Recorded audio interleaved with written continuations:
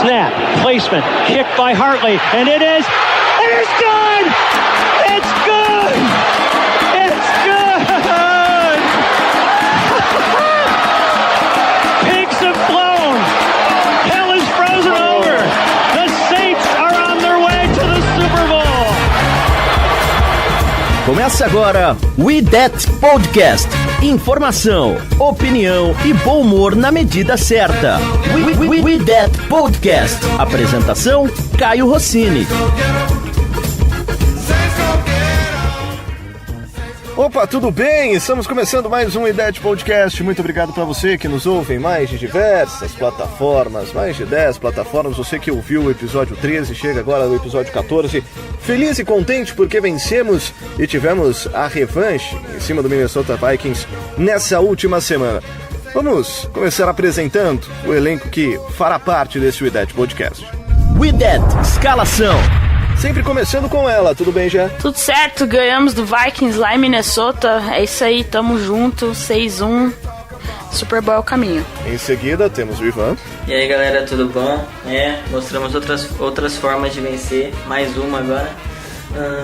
O time tá ficando grande. E aí, Igor? E aí, muito feliz com a vitória muito importante fora de casa contra um grande time e a gente tá no caminho certo. Fala, Léo. E aí, galera? Não teve milagre dessa vez não, hein, Vikings? Tem que respeitar mais nosso time. E aí, pai? Opa, beleza? Ganhamos, né? Ganhamos bem. Eu tava lendo um negócio interessante hoje. Uma vitória desse tipo, ela separa o pretender do contender. Eu acho que mais do que nunca agora a gente se mostrou um contender. Pra quem não fala inglês, pai, pede pro Casão explicar o que é pretender e contender, porque tem gente que vai achar que é a música do Foo Fighters. Não sei. Bom, já que ele não quer explicar, eu vou explicar, vai.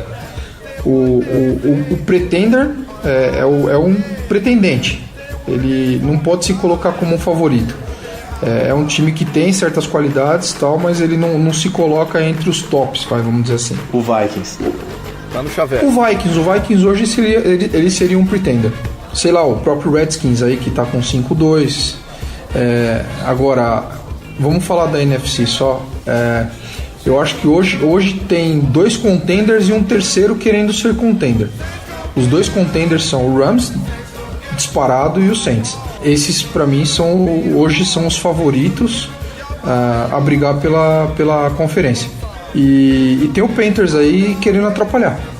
E olha que coincidência, né? Coincidência. Na próxima semana os 2 contenders se enfrentam. Isso é sensacional, cara. Sensacional.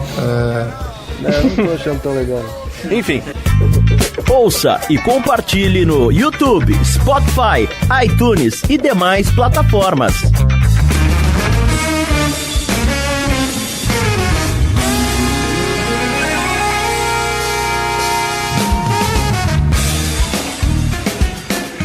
Queria começar já falando da enquete que a gente promoveu no Facebook, no Twitter, para eleger o melhor e o pior da partida. Vamos começar falando das coisas boas, porque o nosso gordinho sexy, Sheldon Rankins, foi eleito o melhor jogador da partida, pelo menos no Facebook, com uma maioria mais do que absoluta, facilmente, com uma distância gigantesca. Sheldon Rankins foi eleito o melhor jogador da partida no Facebook. E no Twitter? Aqui no Twitter, galera, as nossas opções eram o DT Sheldon Rankins, o Alvin Kamara e o PJ Williams. No Twitter, o Sheldon Rankins também ganhou disparadamente como o melhor jogador da vitória do Saints. E o pessoal citaram outros também, né? Citaram o Lutz, que, meu Deus, jogou demais. E falaram do Taysom Hill também. E de mais alguém que eu não lembro agora de cabeça. Davenport, citaram também o Davenport, o menino do Igor. Mas antes da gente falar de todos, vamos começar falando sobre o eleito, Sheldon Rankins. Alguém quer mandar um beijo especial pro nosso gordinho sexy? Eu quero mandar um beijo especial pro nosso gordinho sexy. Tem a comemoração mais da hora pós-sec da NFL. Aquela dancinha lá vai dar medo em vários offensive linemen. O segundo sec dele, ele simplesmente arrebentou com o offensive lineman do Vikings, o Case Keenum nem viu de onde ele veio e parece que ficou meio desacordado depois também. Jogou muito, gostei demais do Sheldon Rankins e que ele possa continuar assim também pelo resto da temporada. Tem um detalhe bom aí, né? Além dos 2 sacks, ele teve 2 tackles for loss. Ele fez uma partida sensacional, fora de série a partida. Espetacular, difícil ver um cara É justo, seu arrebentando pelo meio da linha assim, né? Ele engoliu a linha ofensiva do Vikings. Falando dos que não ganharam, Alvin Kamara, mas aquilo que a gente já conhece dele. Acho que nada demais. Agora, eu acho uma injustiça PJ Williams não ter ganho. Minha consciência... Será, né? O cara se mata, o cara se fode, 800 mil jardas, consegue uma pick six. Vão fazer um filme desse jogo do PJ Williams. A redenção. E vocês não elegem ele. Eu vou dormir tranquilo porque eu votei nele. Eu também votei nele, eu tô com a consciência aí. Tá entre os três pessoas Olha que que votaram. pós-eleição essa frase vai ser tão Ele ganhou 4 votos, 3 foi desse grupo. Mas o PJ Williams, vamos falando um pouquinho sério, o PJ Williams é impressionante como a gente ama e odeia ele no mesmo jogo, né? Aliás, a interceptação dele só aconteceu porque ele estava errado. Se ele tivesse certo, ele não tinha pegado aquela bola. Ele pá. Se ele não tivesse a interceptação, com certeza ele teria sido o pior da partida, disparado. Todo mundo ia estar xingando ele até a última geração e todo mundo ia falar, que adiantou tirar o Crowley se tem o PJ Williams. Mas ele ajudou a forçar um fumble também, né? Não podemos esquecer. Ele ajudou a forçar um fumble e teve a pick six. Então, principalmente na jogada do fumble, se o Vikings faz um touchdown ali, provavelmente o Saints ia pro intervalo perdendo e provavelmente podia ser uma lavada. Foi um game, uma mudança de momento ali impressionante. Ele foi crítico, ele foi cirúrgico. Ele foi mal, mas foi bem. Foi ruim, mas foi bom. Eu tava eu e a Gé no Twitter no jogo ontem, e aí tô xingando ele até a morte, e aí ele consegue forçar um fumble em cima do Adam Thielen, que vinha destruindo ele no jogo todo. E ele conseguiu alternar grandes e momentos horrorosos, cedendo faltas na endzone e depois com a pick six, que ele simplesmente correu pro lado errado e a bola caiu nele. O Diggs tinha parado na rota, o Cousins jogou a bola no PJ Williams e ele retornou pra touchdown. E é claro que depois ele toma um baile do Thielen e toma um touchdown no final. O último touchdown do jogo é em cima dele, pra terminar a partida maravilhosa. Eu coloquei isso no pós-jogo no blog, não sei se vocês viram, o Anzalone explicando como que ele forçou o fumble, é a melhor explicação da galáxia. Perguntaram pra ele, e como é que foi, não sei o que, ele falou, não, o Sean Payton fala que sempre que tiver possibilidade pra você bater na bola. E eu fui lá e bati. E de algum jeito ela caiu. A gente vê muita técnica nessa explicação, você vê que o cara sabe que... Nossa, o Sean Payton pede isso. Noção do que ele fez. A gente lembra que o Anzalone jogou de Mike em alguns jogos, né? Dá pra ver a inteligência do Mike da nossa defesa, né? Que, em alguns jogos. Dá uns contos, gente, é loura. É o nosso Clay Matthews. É o nosso Clay Matthews. Vamos falar agora dos que foram eleitos o pior do jogo. E nós temos uma maldade muito legal nesse pior do jogo, que foi colocar o fantasma de Ken Crowley como um dos possíveis piores da partida. E não duvido nada que tenha ganhado. Não, infelizmente não. Aliás, quem ganhou como o pior do jogo, deixa eu só ver o resultado aqui. Carrega, filho. Na hora que você tem que carregar, você não carrega, né, safado? Foi o Eli Apple. E a gente vai analisar também essa estreia do Eli Apple. Mas o Ken Crowley, ele estava na lista. O PJ Williams, por motivos óbvios. O Ken Crowley estava na lista porque a gente pega no pé, porque a gente não gosta dele, também porque ele é ruim, ele não precisa jogar para fazer cagada.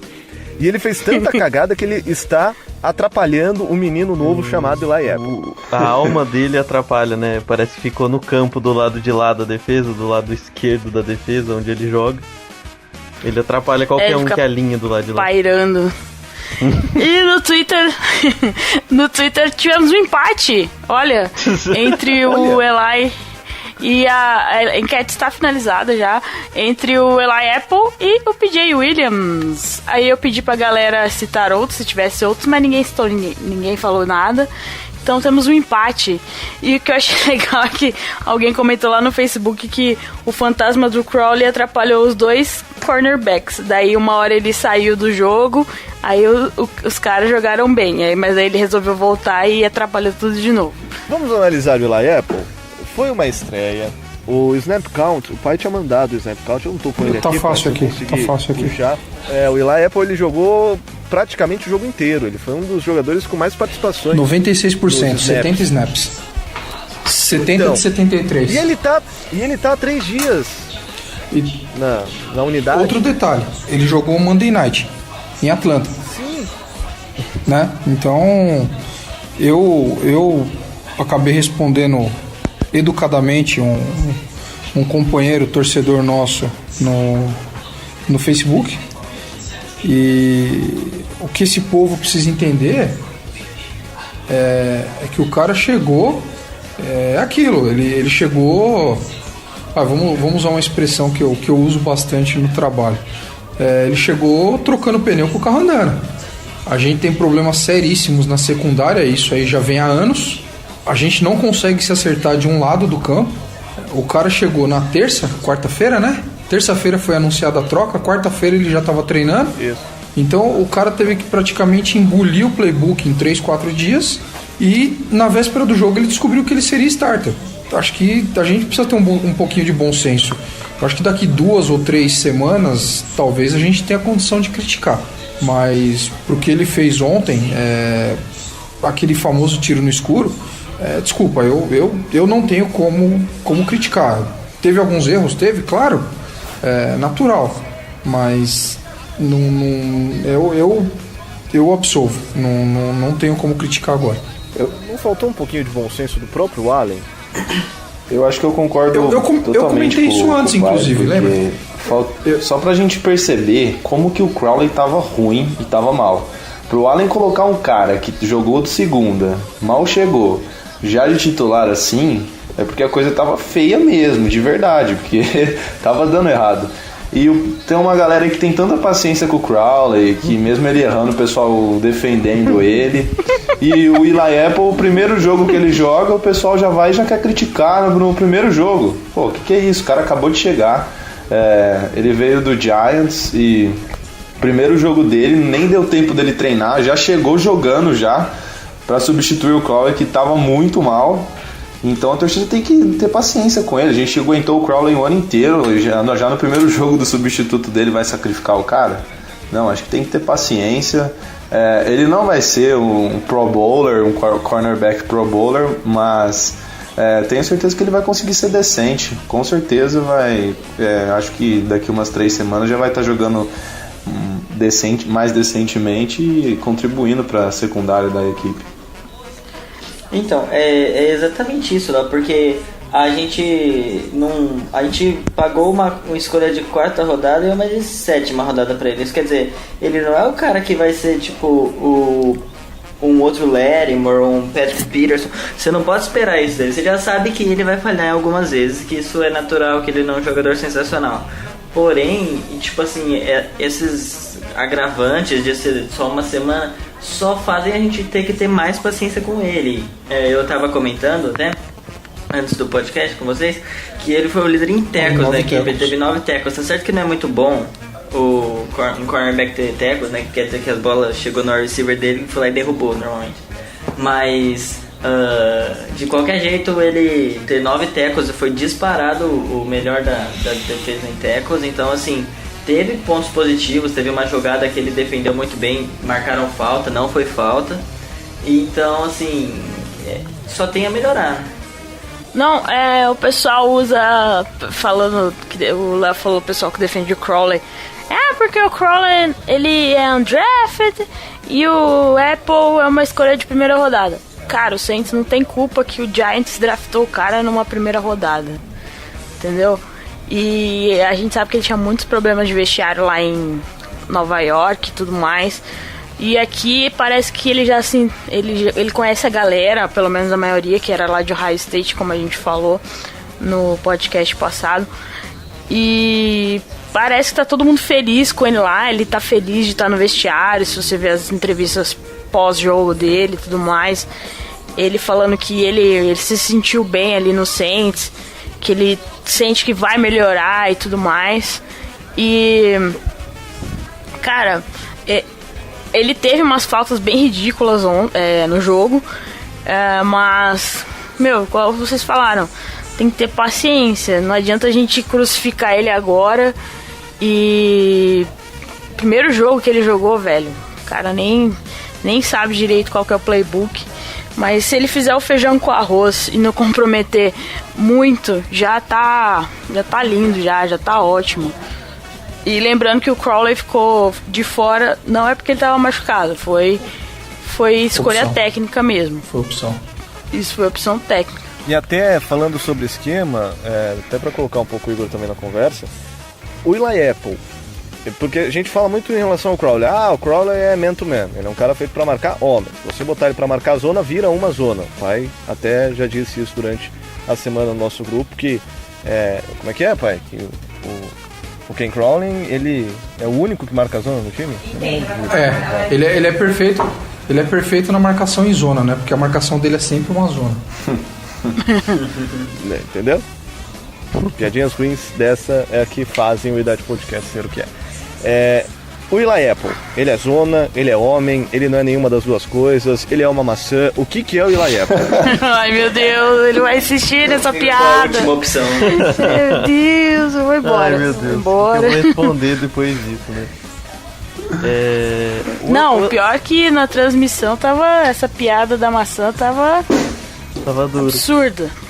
Tava. Eu sou mais legal que o Kurt. Isso é verdade. A árvore é mais legal que o Kurt. Pronto, o Kurt nunca vai participar do nosso podcast. Coitado, ele te ama, Kurt, mentira. Fale por você. Não me coloca nessa conversa, não. Igor, rápido, por favor. Tá difícil. O Apple vem do college sendo um cara alto para um cornerback, né? Um cara de 6.1. Um cara rápido pro tamanho dele, que mostrou muito potencial por conta do tamanho e da velocidade que ele tinha. Ele é um cara que eu acho que o Saints deve alinhar contra wide receivers maiores, caras mais físicos, porque era o que ele se dava melhor. Ele gosta de fisicalidade na linha de scrimmage, de disputar a bola. Acredito que ele tenha a capacidade de jogar nos dois. Ele tem que melhorar a questão de diagnóstico de jogada. A gente viu que ele conseguiu 9 tackles. Ele é um cara que tá tendo problema de tackles, né, nesse ano. Ontem ele perdeu um tackle atrás da linha de scrimmage, né? Ontem mesmo ele já perdeu um tackle. Precisa melhorar esse sentido. Ele tem o tamanho para ser um cara mais seguro nos tackles. Eu acredito que ele pode funcionar nos dois esquemas. O Saints costuma variar bastante, principalmente do lado esquerdo.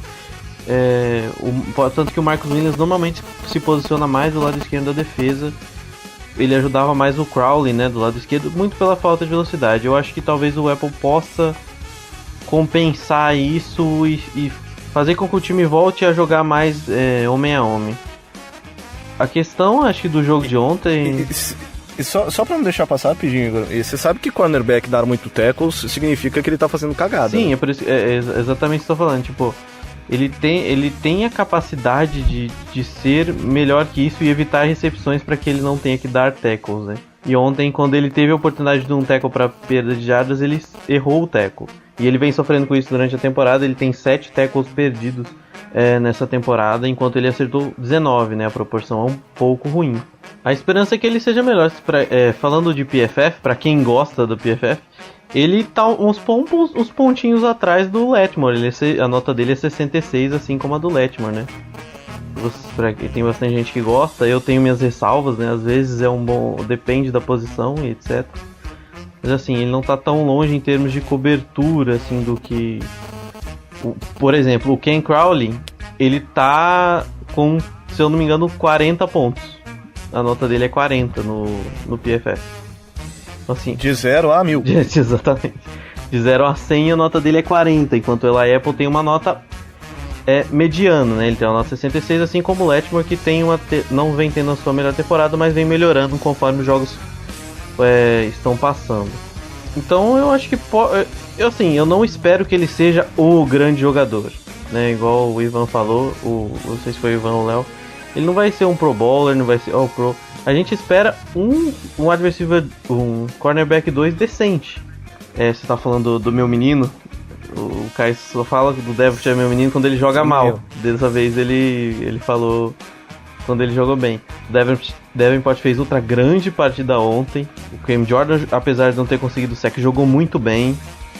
O Sheldon Rankins foi fora da curva mesmo. Então a gente tá mostrando potencial para pressionar o quarterback.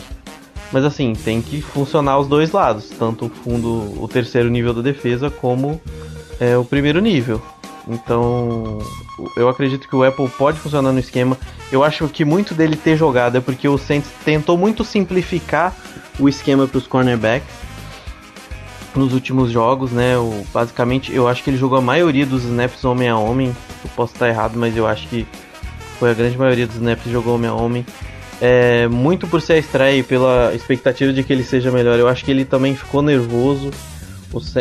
Pode ver que o problema dele no jogo é que ele dava espaço, ele respeitava muito a velocidade dos wide receivers do Minnesota, ele não queria dar big plays, porque imagina o cara chegar para resolver um problema de um time que cede big play atrás de big play e já chegar tentando ser muito agressivo e, sabe, já dar o cartão de visita sendo queimado para 30, 40 jardas toda hora. Então ele foi um cara que tentou ser seguro, fez o que dava. Assim, ele tem que melhorar nos tackles nessa temporada. A questão física ele tem, né? Ele tem que melhorar um pouco o diagnóstico. Ele é bem mais veloz que o PJ, ele é bem mais veloz que o Crowley, tá? Isso aí vocês podem, não tem dúvida nenhuma. Ele testa, eu tava olhando os números do draft dele, os testes dele são bons, são melhores que os nossos cornerbacks. É tudo uma questão de dar tempo. Assim, como eu disse, ninguém tá falando aqui que ele vai ser um craque. Ele pode ser muito bem horroroso e aí o Saints ter jogado uma escolha fora. Mas tem que dar tempo pra ver o cara, né? Um jogo é muito pouco. 3 dias de treino é muito pouco. Vamos esperar mais tempo pra gente dar um veredito sobre se essa troca foi boa ou não, se ele é bom ou não. E você fala sobre a pressão, né, que o Saints colocou no ataque do Minnesota Vikings.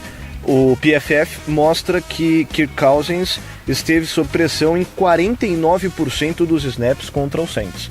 Você tem aí um problema grande da linha ofensiva do Vikings, que não é a 8ª maravilha do mundo, longe disso.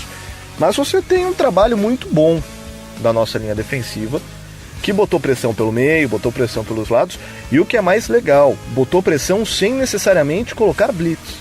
Eu acho que muito porque o Vikings joga muito com 3 wide receivers, né? Ele joga muito com empty set, joga com...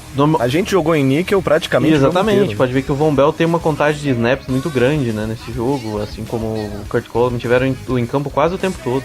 O Manti Te'o, que é o middle linebacker titular, ele jogou muito pouco, né, porque o Vikings correu pouco com a bola, não teve muito sucesso correndo com a bola, principalmente com o Latavius Murray. Teve algumas jogadas com o Adam Thielen e com o... foi com o Adam Thielen que teve mais jardas, o Mike Boone também teve uma jogada ou outra mais explosiva. Mas assim, o Vikings veio para atacar a deficiência do Saints, botou o Treadwell em campo, colocou para variar, o Adam Thielen conseguiu mais de 100 jardas, né? Só o 8º jogo seguido do Adam Thielen com mais de 100 jardas. O Stephon Diggs, que a gente adora, ressuscitou. Não vinha fazendo grandes jogos, conseguiu mais de 100 jardas. A linha defensiva tá funcionando, a gente precisa acertar a secundária para não sofrer tanto, para não sangrar tanto, né? São muitas jardas, muito trabalho na frente. A gente vê que o quarterback tá incomodado, mas fica fácil se ter um cara livre, né, na parte de trás da defesa. Só para complementar aí, o Thielen foi 7 de 7.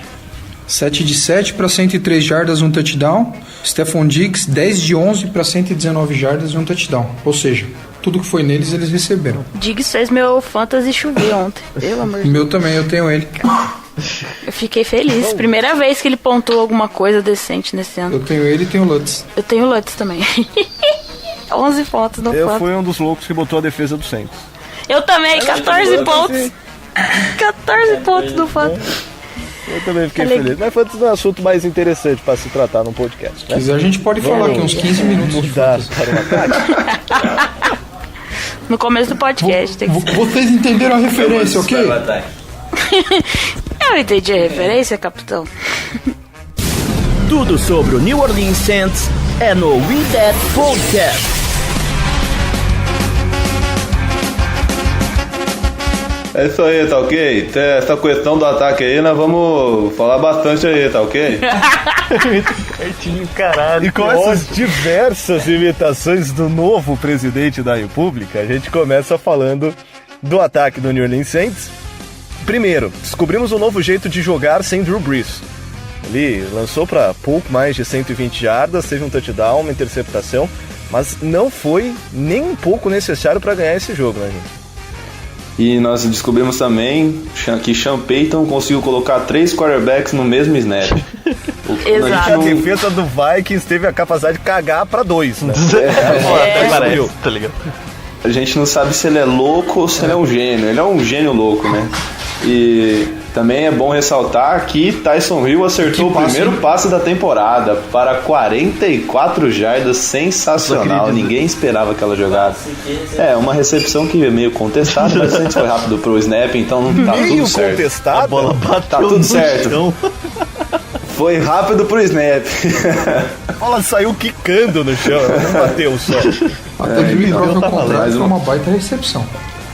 Não, É, Na exatamente. história tá lá, a recepção. Anthony Curtis disse que a bola não se mexeu. ela não se mexeu, ela ficou no chão parada a hora que ela bateu. É, o tempo inteiro com o Michael Thomas em cima da bola no chão. Falar do Michael Thomas, teve uma rota, Não, mas teve o- uma rota ali, uma out ali pra sideline, que ele fez uma recepção, hein, cara. Ele bateu o segundo pé no campo no limite. Foi a primeira né? recepção dele no jogo, né? Ele já Ele é um começou monstro, pô, em cima do Trey Wayne. Ele é demais, cara. Espetacular, espetacular. E nós tivemos, falando em receivers, uma participação gigantesca também do Tre'Quan Smith, né? De novo, né? Eu acho que o Tre'Quan Smith Mas teve... agora eu acho que ele começa a se consagrar, não se consagrar, né, Caio? Mas ele começa a se consolidar como o receiver 2 do Saints. E era o que a gente previu lá no comecinho, bem antes de começar a temporada. A gente já falava muito desse moleque aí, que ele ia ser bom. E que ele ia tomar E a vaga é de isso, alguém. ele começou... Hã? E que ele ia tomar a mesma vaga, né? A gente comentava já no começo.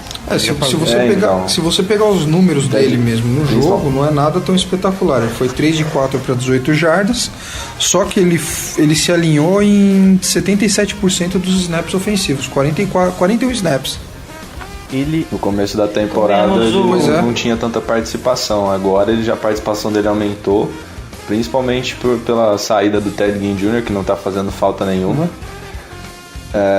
Mas o ataque, como o Caio falou, não foi aquela grande maravilha. O Drew Brees infelizmente teve a primeira interceptação da temporada quando estava pressionado. Mas é isso aí, o ataque, o Michael Thomas espetacular como sempre, Alvin Kamara e Mark Ingram correndo bem. Nós corremos muito bem com a bola, cansamos demais a defesa do Vikings. Eu acho que é muito importante ressaltar isso.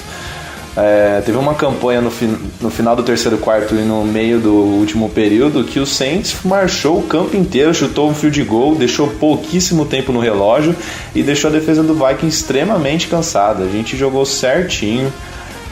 A nossa linha ofensiva, a gente tem que falar da linha ofensiva. Pelo snap count, 100% de todos os titulares da linha ofensiva, abrindo espaço para os running backs, protegendo o Drew Brees. É muito difícil um time na 8ª semana estar com a linha ofensiva totalmente saudável e que continue assim, porque a nossa linha ofensiva está espetacular. E a pergunta que eu queria mandar para vocês, Vazito, e aí peço para que todos respondam, é: o ataque do Saints não jogou porque não precisou ou porque foi mal? Não precisou, eu acho. Porque, assim, se você vê, o Drew Brees ele teve até uns bons números no caso tipo de porcentagem de passes completos, as corridas funcionaram. Mas a questão é que o ataque não precisou ficar muito no campo, né? Porque, assim, quando precisou ficar muito no campo, conseguiu a campanha de 8 minutos, matou o jogo. Mas, assim, de resto, não precisou. A equipe estava muito bem segurando na defesa, a defesa fazendo boas jogadas e A gente sabe que quando o ataque precisar, ele vai funcionar. Mas não precisou. E aí, galera? Eu acho que a defesa fez o trabalho e o ataque no final do jogo conseguiu controlar o Vikings, né? Teve boas campanhas longas, né? O Saints conseguiu boas campanhas no final do jogo, a gente tava até elogiando, né? Conversando que como o Saints controlou muito bem o relógio, né? Não deixou chance pro Vikings tentar reagir no jogo, né? Eu só queria voltar um pouquinho no Tre'Quan Smith. O Tre'Quan Smith teve 3 recepções e 2 foram pra first down. Isso é bem importante, né? O cara conseguir essas conversões. O time olhar pra ele nesse momento e saber que o cara é capaz de fazer o time andar em campo. Em terceiras descidas que vinham sendo um problema, a gente foi 4 de 9. Foi até bem bom os números. Um pouquinho menos de 50%. O problema foi na defesa que a gente cedeu metade, né? 5 de 10 pro Vikings, né? É algo que também a gente tem que melhorar. Vocês sabem que foi o primeiro jogo do Brees com o Saints, onde o time faz 30 ou mais pontos e ele lança para 120 jardas. Na realidade, eu acho que eu não lembro nem de nenhum jogo dele ter lançado tão pouco, assim, um número tão baixo. Eu acho que é a menor quantidade de jardas dele no Saints. Acho que né? No Saints. Independente de ter feito a pontuação que fez. Eu acho isso importantíssimo. É aquilo que eu peço sempre, cara. Controlar o relógio, fazer aquele game management que nem fez ontem, drives de 7, 8 minutos, deixando a defesa dos caras exausta, correndo muito com a bola. Não é o jogo perfeito, mas fez o que tinha que fazer e o que eu tanto pedi, né? Corre o tempo todo, corre com a bola. Contra a defesa boa a gente tem que fazer isso, cara. A campanha do field goal do Lutz, que colocou o Saints com 30 pontos, teve 8 Isso é ótimo, minutos. é meio quarto. O Saints comeu muito relógio e assim, no momento do jogo que se o Vikings toma a bola e consegue encostar no placar, a gente sabe que a torcida vem pra cima, e aí fica muito complicado, ainda mais jogando lá, a gente sabe o quão terrível é o estádio. E aí a gente controlou o Vikings e acabou com o jogo. Essa campanha acaba. A gente tá muito acostumado com o contrário, né? Aqueles drives relâmpagos de 1 minuto e meio, 2 minutos no máximo, devolve a bola pros caras, os caras encostam no placar, e aí no final do jogo... Em 1 minuto e meio no máximo. Exato. E aí a gente acaba ficando naquele 2-minute drill, a defesa desesperada, e a gente acabava perdendo jogos. Agora a gente não tá mais perdendo jogos. E no quarto período o time tá jogando muito também, né? Sim.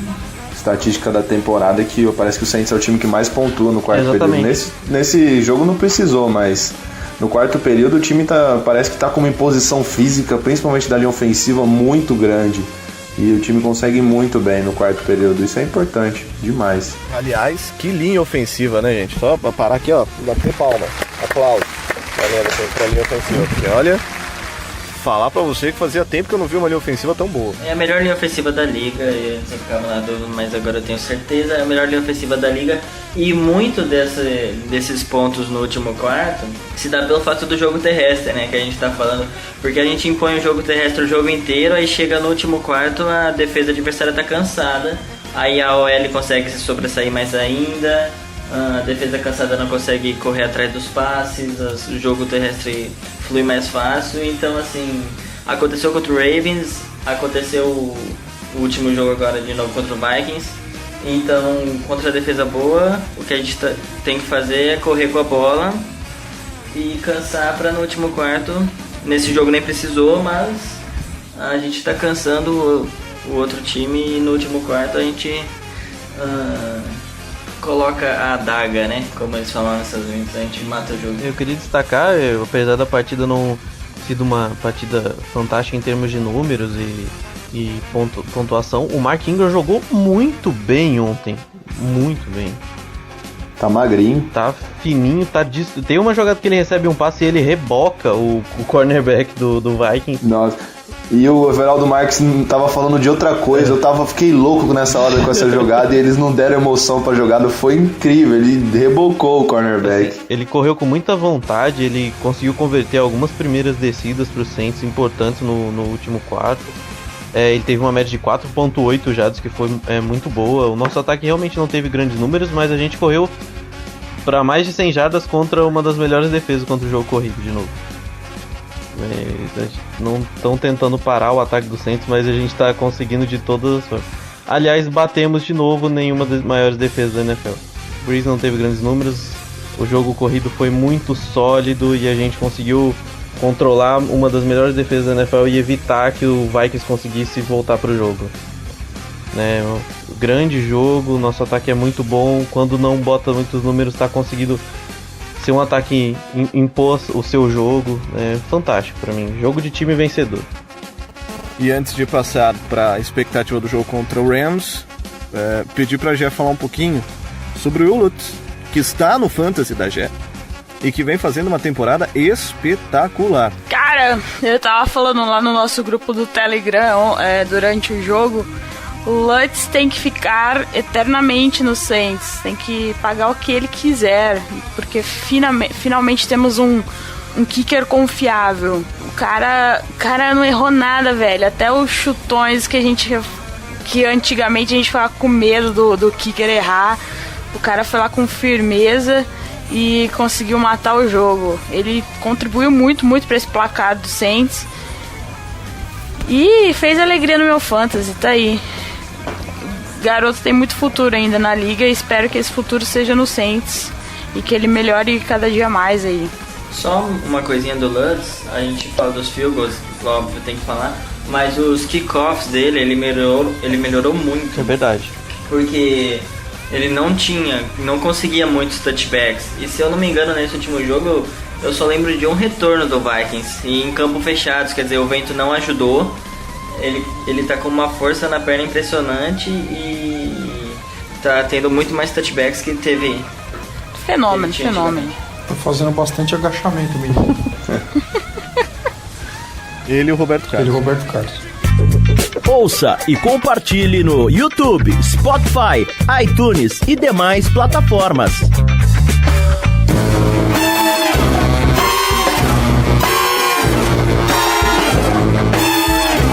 Vamos falar do Rams? Pra gente partir pra parte final. Eu sempre me odeio com essa cacofonia. Partir pra parte final.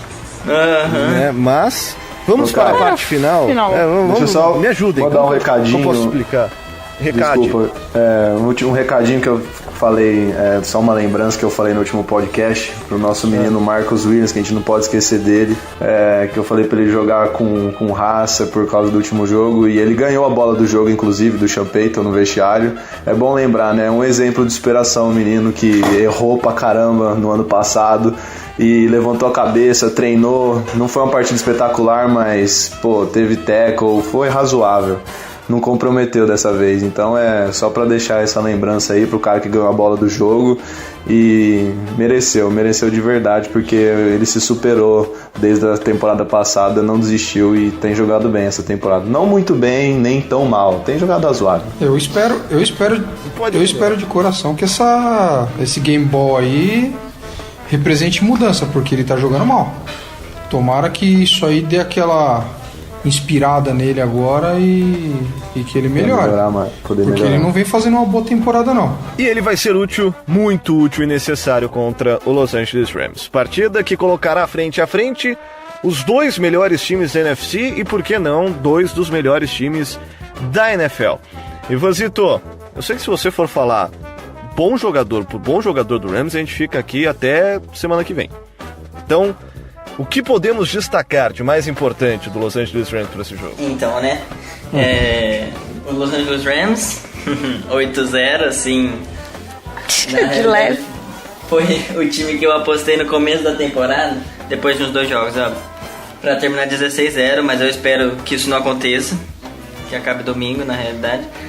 Mas não dá pra negar que é o melhor time da liga, disparado. Vou destacar, diferentemente do que eu fiz nos outros adversários, eu vou destacar por números na temporada pra vocês terem noção. O Jared Goff, ele é o terceiro em jardas na liga. Ele tem uma média de 303 jardas por jogo, 2 touchdowns e uma porcentagem de passes completos de 2 touchdowns por jogo, no caso, tá? E uma porcentagem de 67,6 passos completos por jogo. Mas com certeza a maior estrela desse time, desse ataque, é o Todd Gurley, que ele é o que está concorrendo de igual para igual com o Drew Brees para MVP.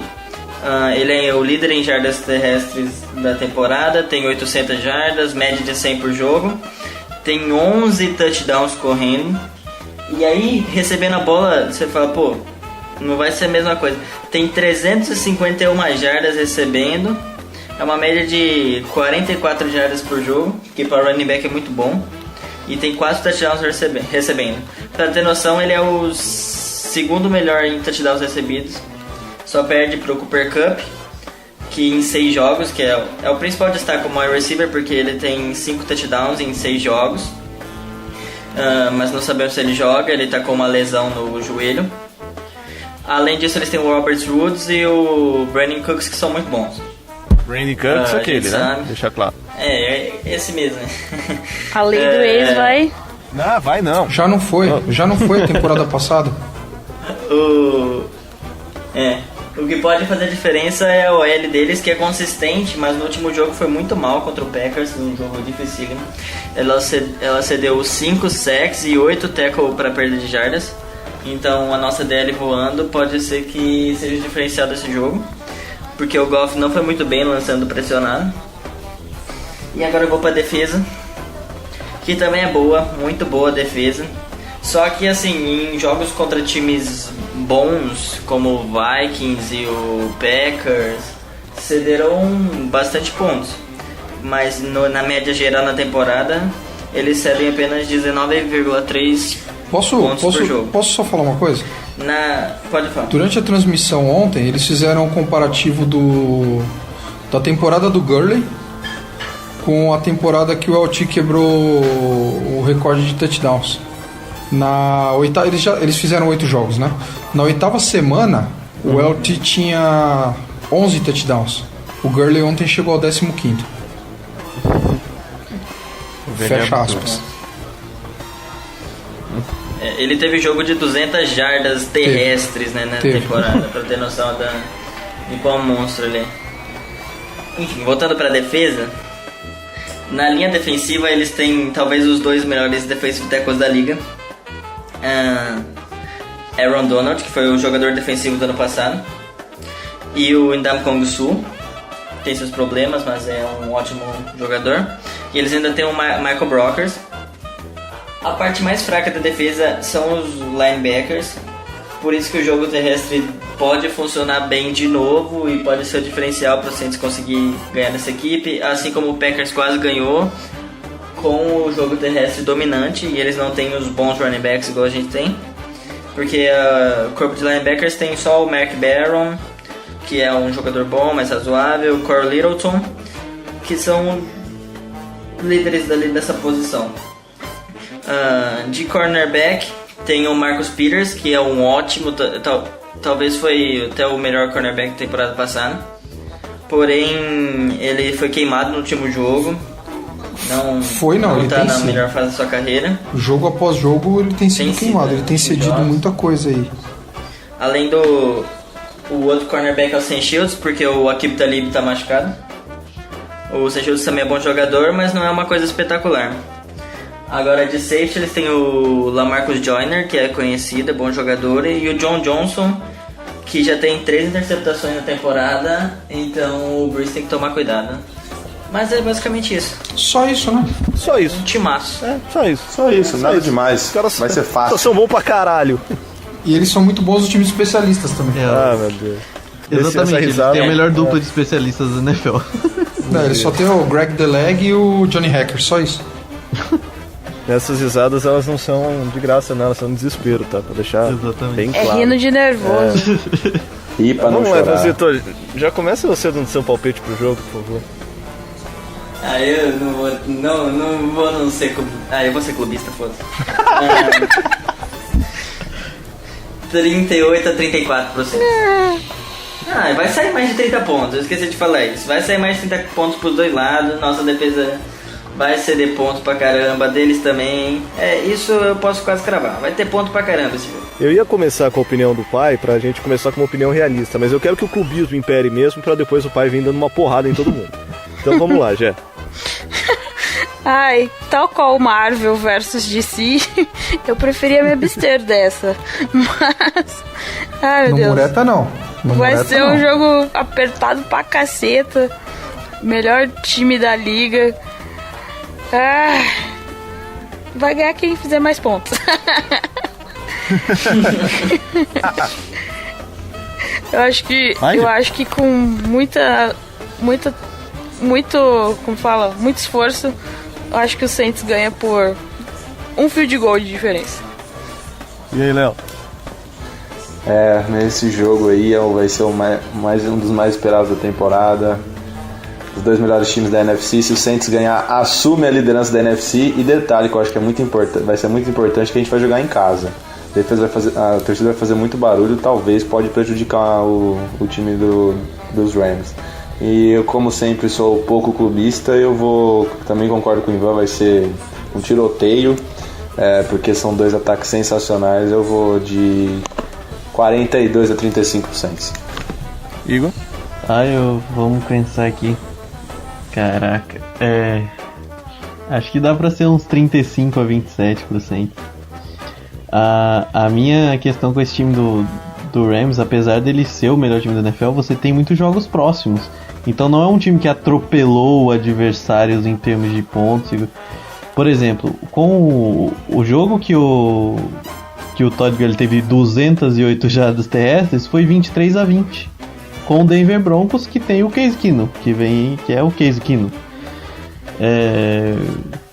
E o time sofreu 5 sacks nesse jogo. A linha ofensiva, que parecia ser uma força do time, vem cada vez sofrendo mais, né? Não é normal um grande time sofrer em 2 jogos 5 sacks. A questão do Saints, eu acho, é manter o ataque correndo bem. Parar o Aaron Donald, que não é um ser humano, é qualquer coisa, é muito importante. O Aaron Donald, mesmo quando ele não consegue sacks, ele é um cara que está sempre perto do quarterback. Ele é muito rápido pro tamanho dele. Mas o Garrett também é. O Myles Garrett também era.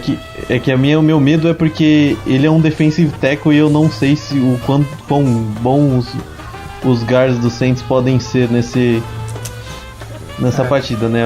Se fosse contra os tackles, eu teria bem mais confiança, mas contra os guards eu tenho um pouco de receio.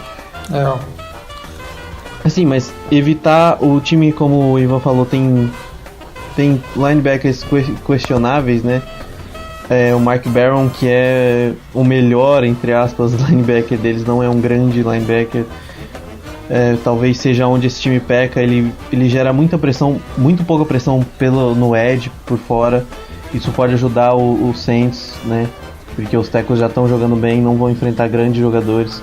O Marcus Peters, ele é um cara que, mesmo quando ele foi o Defensive Rookie of the Year, né? E ele é um grande cornerback, ele é um grande playmaker, ele é um cara que costuma tomar muito touchdown, né? No mesmo ano ele foi um dos cornerbacks que tomou mais touchdowns, e esse ano ele continua nessa toada. Ele sempre faz jogadas, mas ele vem sendo queimado com uma frequência um pouco fora do comum. Então dá pra explorar isso. O Sam Shields é um bom reserva, mas nada mais do que isso.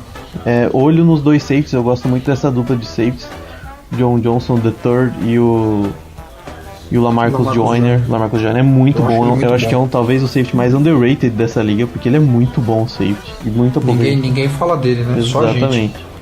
Todo jogo do Rams a gente comenta sobre ele. Ele sempre aparece, cara, um baita jogador. Eu acho que se o Saints conseguir correr e manter esse ritmo de corridas com o Ingram e o Camara dos 2 últimos jogos, mesmo não fazendo grandes jardas, mas controlar e forçar o Goff, que apesar de estar evoluindo, é um cara que sob pressão já mostrou que tem as suas dificuldades, o Saints tem tudo para levar esse jogo. Como eu disse, o Rams é o melhor time da NFL, mas é um time que dá para vencer, né? Contra o Seahawks, que é um time maluco, que tá num rebuild mais ou menos, com uma linha ofensiva horrenda, foi 33 a 31.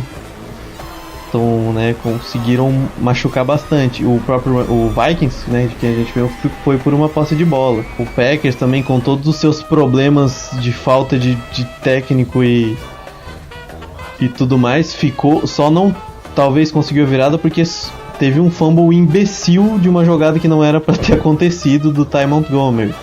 Então assim, é claro, grandes times vencem nos detalhes, mas o Rams já mostrou que dá pra ganhar deles. Não é um time invencível. E aí, pai? Ground and pound, é o que eu peço, de novo. Eu peço isso toda semana, pra gente estabelecer jogo corrido, cara. Eu acho que se a gente conseguir estabelecer o jogo corrido, a gente tem grandes chances de ganhar. Vai ser bem difícil, eu tô quebrando a cabeça aqui pra montar um palpite razoável, mas aqui a gente tá no podcast Torcedores, né? Eu acho que vai ser...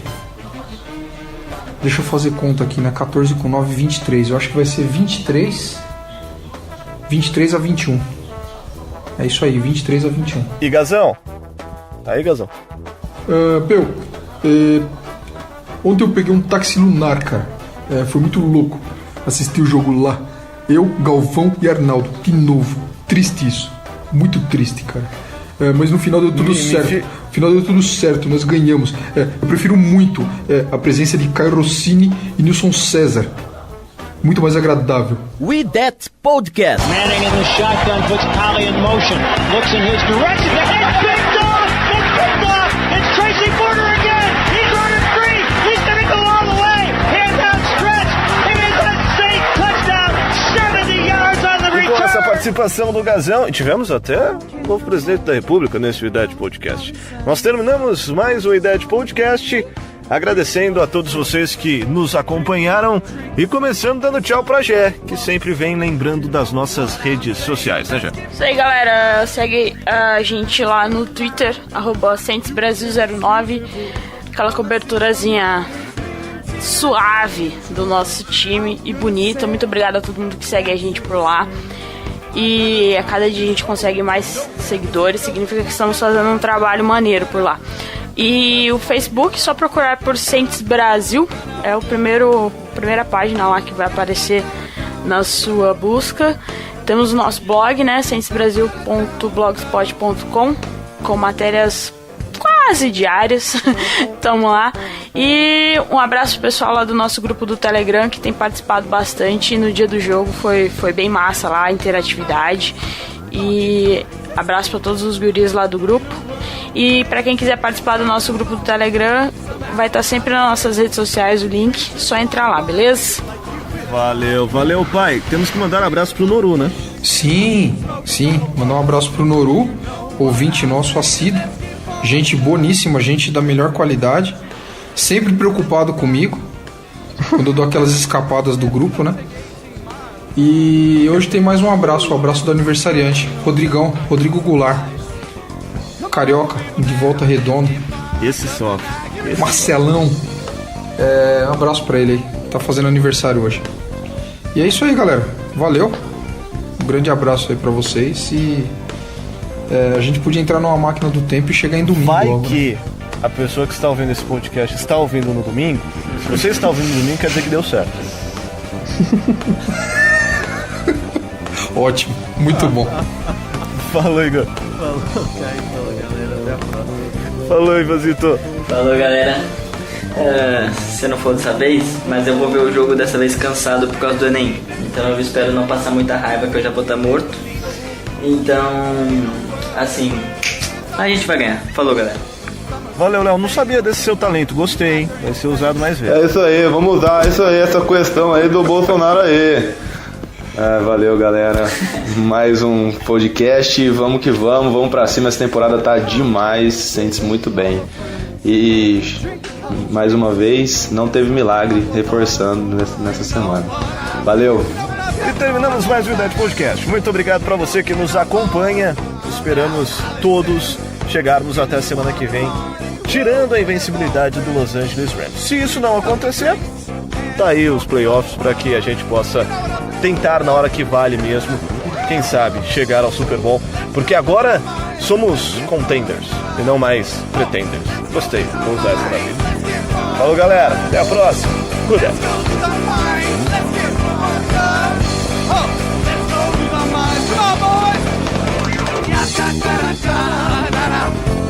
That's how we get down.